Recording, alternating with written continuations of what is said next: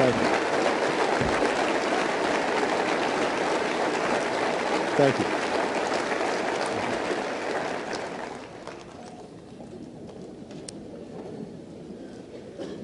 Thank you, Governor. To all the families, first responders, to the community of Newtown, clergy, guests. Scripture tells us, do not lose heart. Though outwardly we are wasting away, inwardly we are being renewed day by day.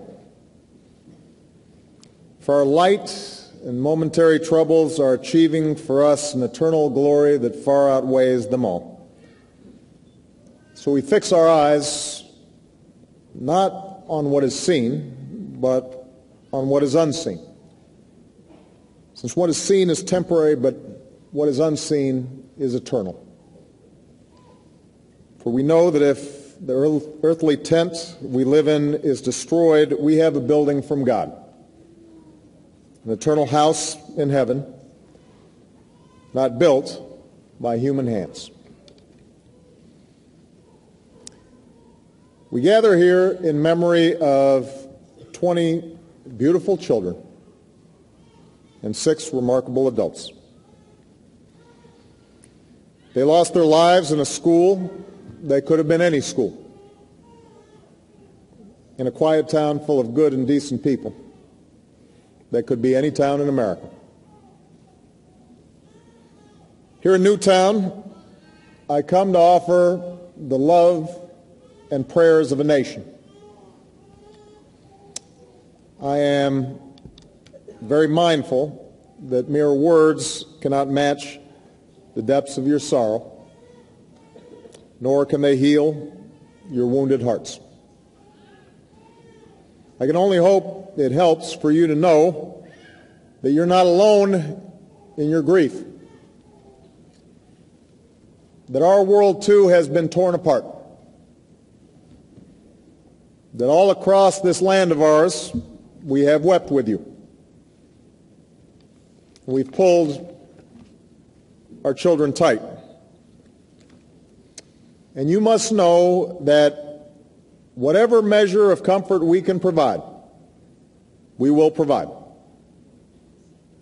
Whatever portion of sadness that we can share with you to ease this heavy load, we will gladly bear it. Newtown, you are not alone. As these difficult days have unfolded, you've also inspired us with stories of strength and resolve and sacrifice. We know that when danger arrived in the halls of Sandy Hook Elementary, the school's staff did not flinch. They did not hesitate. Don Hochsprung and Mary Sherlach,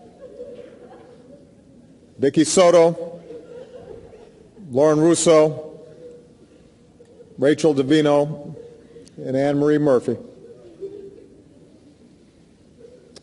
They responded as we all hope we might respond in such terrifying circumstances, with courage and with love, giving their lives to protect the children in their care. We know that there were other teachers who barricaded themselves inside classrooms and kept steady through it all, and reassured their students by saying, "Wait for the good guys. They're coming. Show me your smile." And we know that good guys came. The first responders who raced to the scene, helping to guide those in harm's way to safety and comfort those in need, holding at bay their own shock and their own trauma, because they had a job to do, and others needed them more. And then there were the scenes of the school children helping one another, holding each other, dutifully following instructions in the way that young children sometimes do. One child even trying to encourage a grown-up by saying, "I know karate, so it's okay, I'll lead the way out."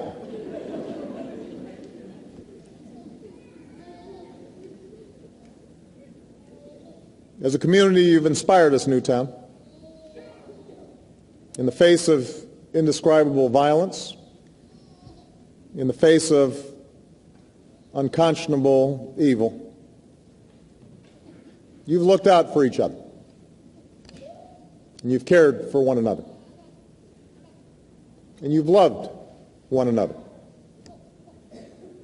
This is how Newtown will be remembered. And with time and God's grace, that love will see you through.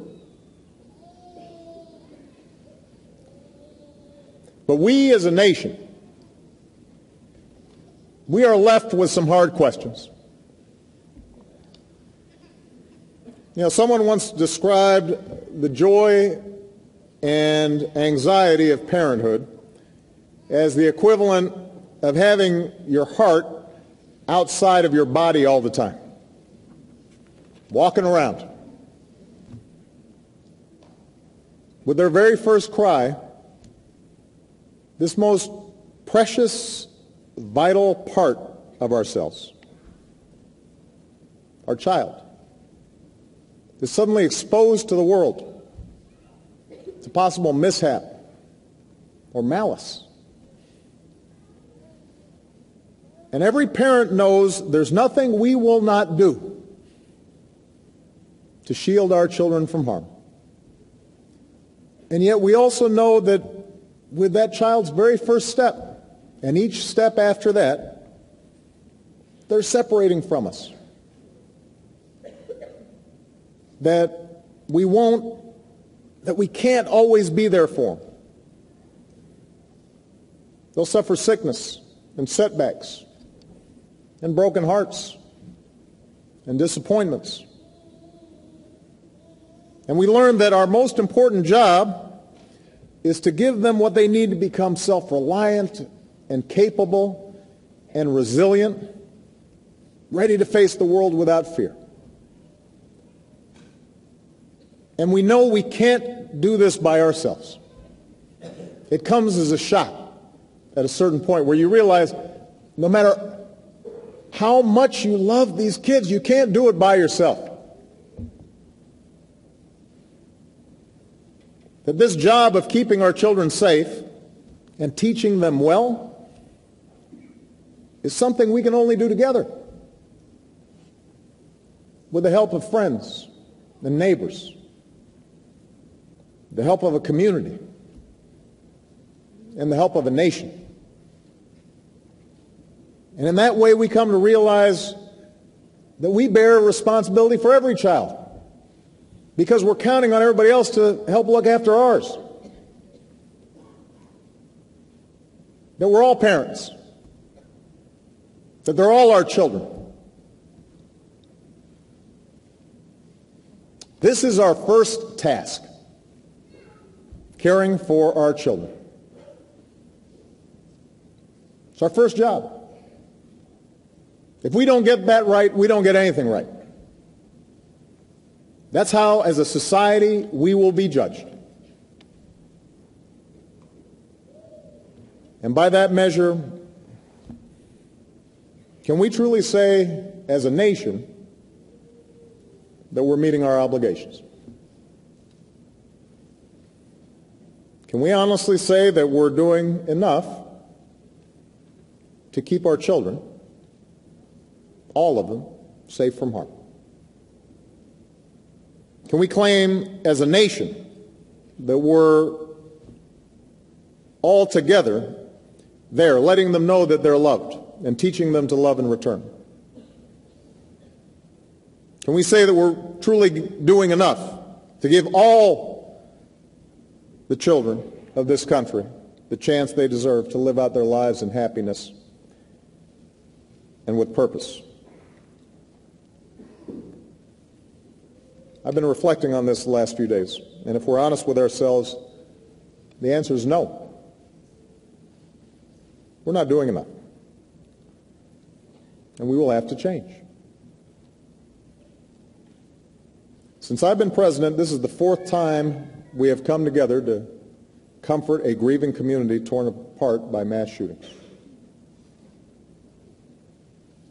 Fourth time we've hugged survivors. The fourth time we've consoled the families of victims.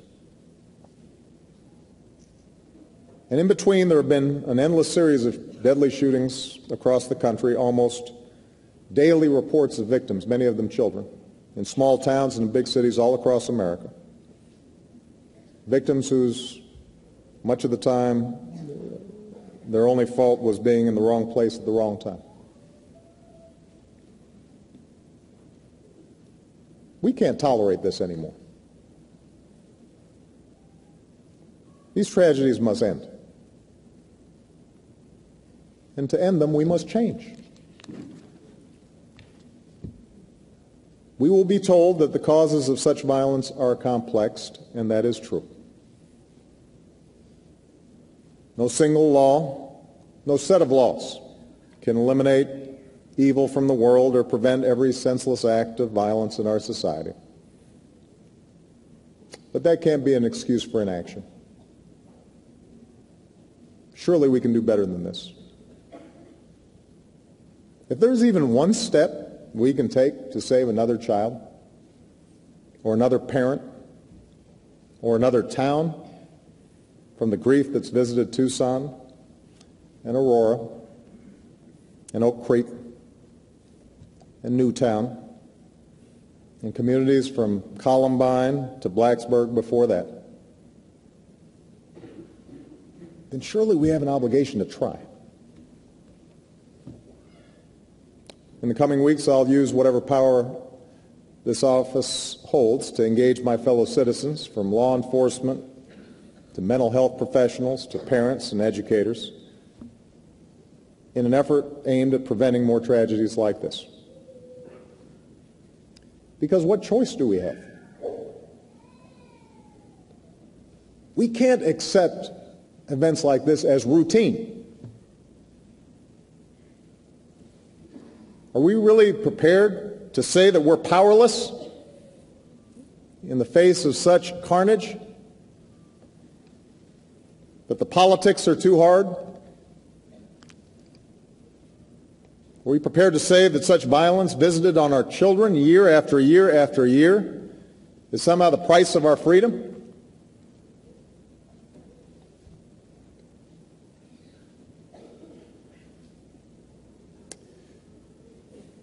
You know, all the world's religions,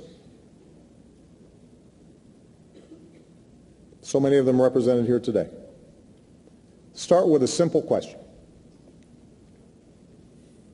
Why are we here? What gives our life meaning? What gives our acts purpose? We know our time on this earth is fleeting. We know that we will each have our share of pleasure and pain,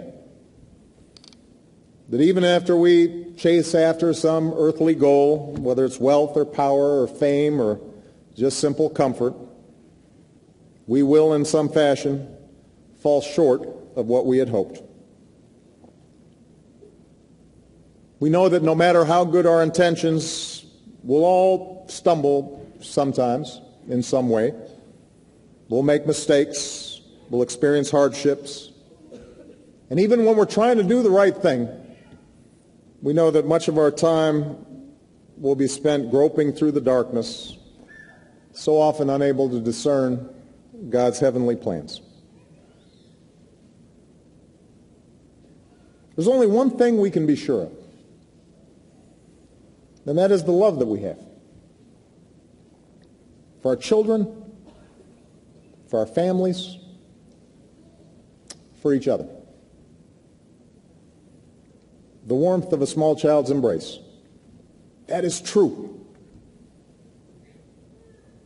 The memories we have of them, the joy that they bring, the wonder we see through their eyes, that fierce and boundless love we feel for them, a love that takes us out of ourselves and binds us to something larger. We know that's what matters. We know we're always doing right when we're taking care of them, when we're teaching them well, when we're showing acts of kindness. We don't go wrong when we do that. That's what we can be sure of. And that's what you, the people of Newtown, have reminded us. That's how you've inspired us. You remind us what matters.